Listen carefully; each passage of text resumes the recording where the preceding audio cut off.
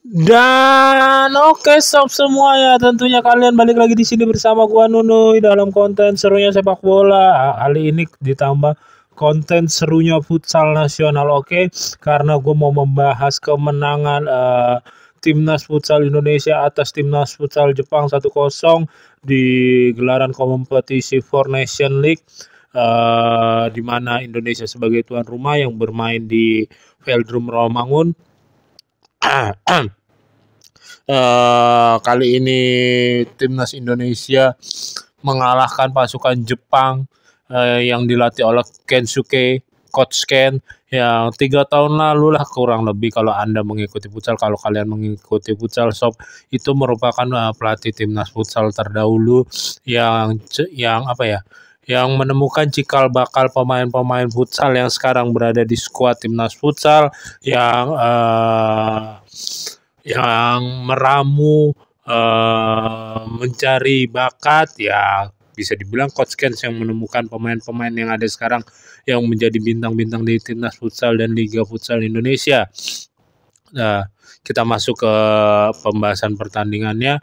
Ya bisa dibilang di babak pertama jelas secara peluang timnas futsal Jepang unggul jauh dibandingkan timnas Indonesia. Timnas Indonesia mungkin hanya menghadirkan shoot on goal yang berbahaya 1, serta 2 shoot on goal yang tidak berbahaya dari Evan sama dari mana, karena posisi-posisi kiper Jepang juga bagus. Terus ya ada sklimit waktu Israr Megantara menghadirkan sklimit passing ke Iqbal, ada sklimit, ada kericuhan, ada kecerobohan dari antisipasi dari pertahanan timnas futsal Jepang yang menimbulkan langsung Iqbal bisa mengusut, namun masih bisa dipatahkan oleh kiper timnas Jepang. BTW kiper timnas Jepang tuh asalnya dari Brazil, mempunyai pemain keturunan atau naturalisasi gitu. Namun timnas Jepang harus mengakui juga kehebatan Al-Baghir. Di babak pertama ada 5 peluang bersih lah dimentahkan oleh Al-Baghir. Di babak kedua ada 3 atau 4 peluang bersih juga dimentahkan oleh Al-Baghir, baik itu bola bawah ataupun kebanyakan bola fingertip ke atas yang Al-Baghir mentahkan. Harus diakui pertahanan Indonesia bermain cukup solid, cuman taktikal menyerang Jepang juga lebih baik dibandingkan Indonesia, cuman karena ada tembok Al-Baghir aja yang sedang on fire sob. Al-Baghir yang di Piala AFF kemarin tidak dipanggil timnas, bisa dibilang membuktikan dengan cemerlang ketika dipanggil di kompetisi Four Nation League kali ini, ya buat persiapan Piala Asia 2026 juga kan nanti kan ya sob ya, kita tampil sebagai tuan rumah kalau nggak salah, dan kita tetap mau mengikuti kualifikasi. Balik lagi ke pertandingan, kalau nggak salah seperti itu, koreksi kalau gua salah sob.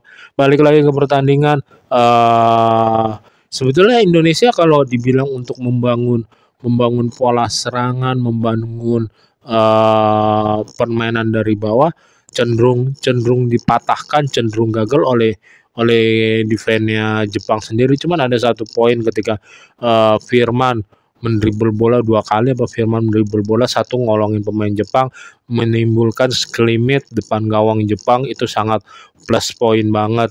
Terus di antara 3 pivot yang gua amati dengan serius, ya emang si Samuel Eko lah yang layak mendapatkan nilai rating paling atas. Kedua menurut gue si siapa namanya, mungkin Evan sama Israr Megantara nilainya tipis, cuman yang mendapatkan peluang bersih kan si Evan, yang tapi masih bisa berhasil diblok lah oleh kiper Jepang. Namun kalau kita amatin juga permainan Indonesia, set piece ya jelas kembali menimbulkan bahaya, jelas menimbulkan ancaman untuk pertahanan lawan, kecuali yang dihitung menjadi gol. Ada 2 servis lagi yang bisa dibilang mengancam, cukup mengancam pertahanannya Jepang.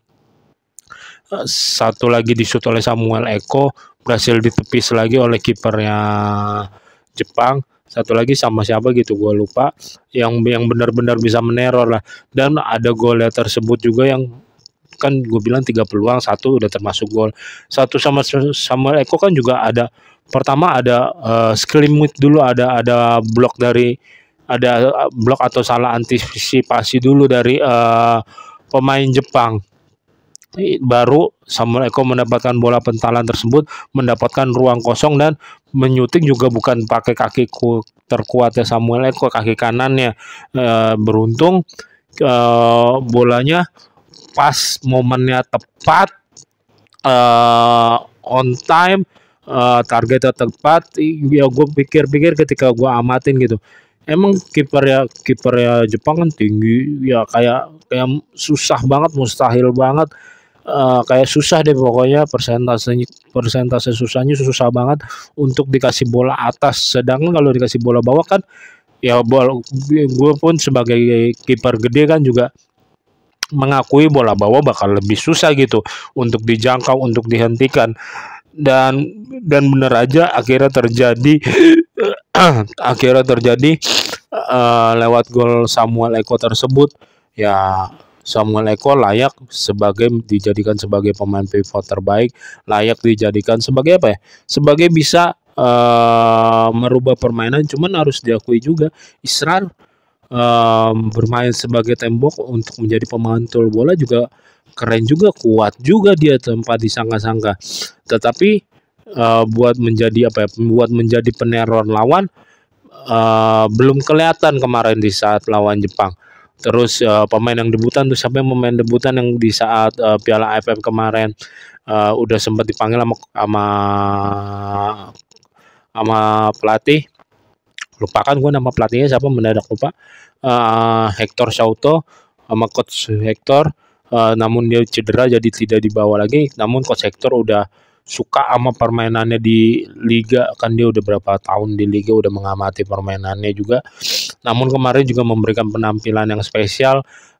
Kayak dia tipenya apa ya? Tipenya kayak Firman juga, ngotot, ada sedikit berani jail duelnya lah gitu. Tetapi harus diakui Firman yang ketika dia duel di belakang sama pemain nomor 11 Jepang, bener berapa yang adu body, bener-bener diladenin, bener-bener tetap gue suka kengototannya si Firman. Terus menurut gue sih ya, kalau untuk pemain terbaik, man of the match-nya ya gue bilang layakan Al-Baghir. Cuman kan karena Samuel Eko itu pencetak gol, sedangkan Al-Baghir ya emang melakukan tugasnya sebagai goalkeeper gitu.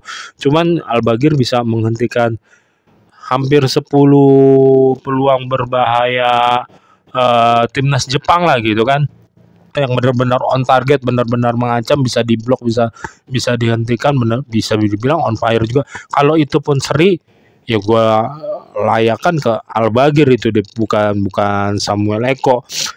Terus yang mendapatkan poin plus juga dari pemain, dari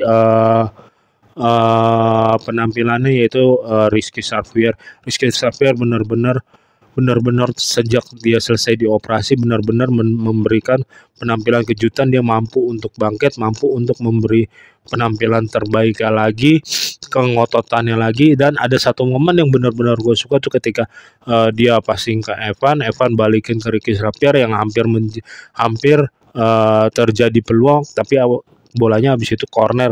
Ada tuh momen tersebut di saat si Rizky Xavier membuka ruang itu, gue suka banget tuh sob. Hari Sabtu ini akan menghadapi Argentina. Walaupun Argentina tidak full squad, tidak full tim, namun Argentina adalah tim bermental sebagai apa ya? Sebagai finalis Piala Dunia tahun yang edisi sebelumnya. Kemarin dia berhasil mengalahkan Arab Saudi 87. Ya, permainan Arab Saudi di luar dugaan juga, bisa mampu untuk hampir mengimbangi permainan Argentina.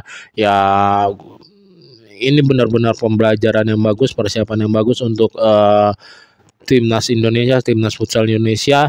apalagi kemarin lawan Jepang, Jepang rankingnya 13 atau 14, Indonesia kan 26 apa 27 gitu.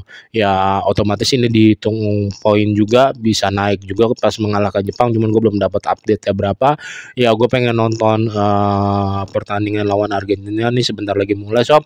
Dan kabarnya Albagir dan siapa tuh, ada 2 orang pemain yang gantian tidak dibawa. Kayaknya yang dimainkan Habibie, namun ada pergantian kemarin ketika Albagir, yang kan Albagir terus yang dimainkan, cuman ada selingan beberapa detik beberapa menit ada siapa Nizar yang main, itu cukup untuk plus poin formasi banget untuk mengecoh permainan Jepang. Oke, untuk konten kali ini gitu aja sob. Subscribe, dukung terus channel Nunuzul Hilmi. Jangan lupa like, subscribe, comment, and share. Gua mohon dukungannya sob. See you and bye bye. Jaga kesehatan.